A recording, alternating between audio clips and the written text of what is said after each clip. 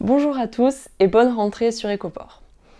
En ce début septembre, l'heure est au bilan, avec les récoltes de blé qui se terminent dans les principaux bassins de production de l'hémisphère nord, celles encore à venir pour le maïs et le soja, et les premiers résultats qui donnent déjà le ton pour les mois à venir.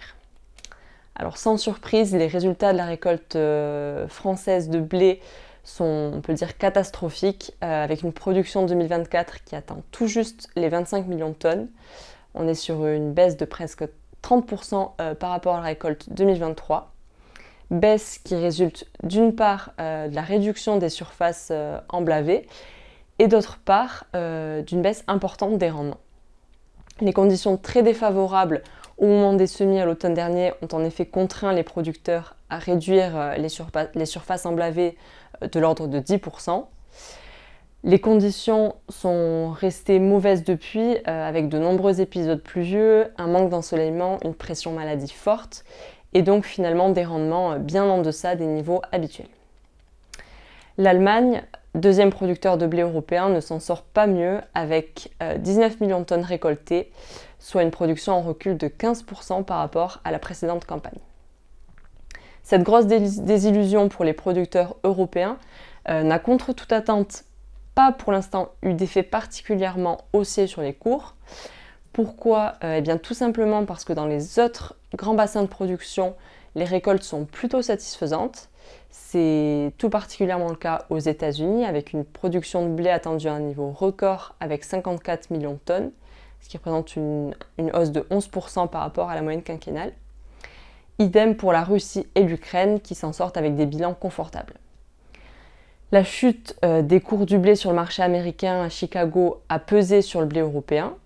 À cela s'est ajoutée la concurrence russe qui exerce déjà une pression baissière importante sur les cours en affichant des prix à l'export très compétitifs, ce qui explique finalement le recul des cours sur les prix européens. D'ailleurs, si on regarde plus précisément ce qu'il en est sur les prix, donc aux États-Unis, sur le marché à terme de Chicago, le blé a perdu 25 $ tonne entre la moyenne de juin et la moyenne d'août. On est sur les mêmes ordres de grandeur en termes de niveau de baisse sur Euronext, avec un blé qui s'échangeait en moyenne 209,8 € tonne sur le mois d'août. Sur le marché physique français, on se rapproche à nouveau des 200 € tonne, avec un blé rendu Ille-et-Vilaine à 208 € tonne en moyenne sur le mois d'août. Pour le maïs, l'heure est encore à l'incertitude.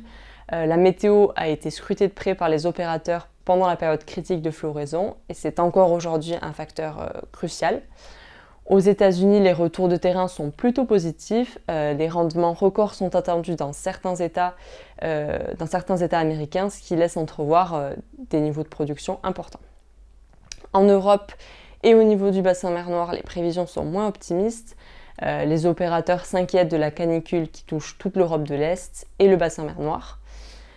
Sur le marché européen, les cours du maïs sont donc d'un côté tirés à la baisse par les cours du blé et d'un autre soutenus par des perspectives de récolte mitigées sur le continent. Pour l'instant, les éléments baissiers prennent le pas sur les éléments haussiers, aussi bien sur le marché américain que sur le marché européen. Sur Euronext, le maïs a perdu 17 € tonne entre la moyenne de juillet et la moyenne d'août pour tomber à 189 € tonne en moyenne sur le mois d'août.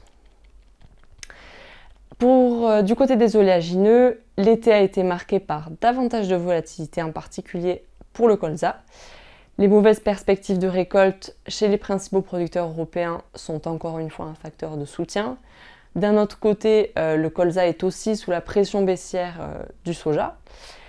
À ces éléments s'ajoute l'évolution des cours du pétrole et de l'huile de palme qui viennent ajouter de la volatilité. Sur le marché américain, le prix de la graine de soja recule grâce à des surfaces emblavées en hausse pour cette nouvelle campagne, de bons potentiels de rendement et aussi une demande qui est pour l'instant plutôt calme. Avec en moyenne 364 $ tonne sur le mois d'août, le tourteau de soja a reculé de 36 $ tonne par rapport à la moyenne de juin. Sur le marché physique français, le tourteau de soja a également bien reculé, avec 408 € tonne sur la moyenne d'août contre 446 eurotonnes sur la moyenne de juin. Voilà pour ce bilan estival. Je vous donne rendez-vous très vite avec Elisa pour une nouvelle vidéo Écoport sur le marché du porc.